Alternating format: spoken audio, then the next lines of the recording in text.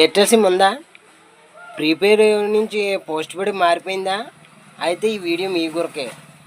దీన్ని ఎలాగైనా పట్టుకోవాలరా బాబు అని కస్టమర్ కేర్కి ఫోన్ చేసి రికార్డింగ్ వీడియోతో పాటు మీకు చూపెడుతున్నాను.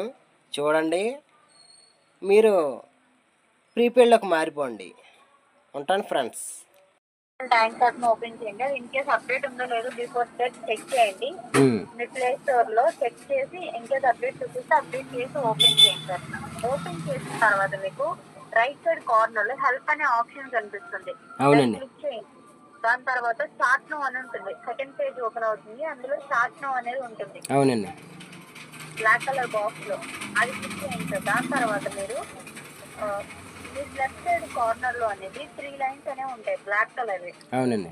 ఆ బ్లాక్ కలర్ లైన్స్ ట్యాప్ చేసి ఇన్ కేస్ మీకు లాంగ్వేజ్ అడిగితే లాంగ్వేజ్ అని క్లిక్ చేసి ఇంగ్లీష్ ఇవ్వండి.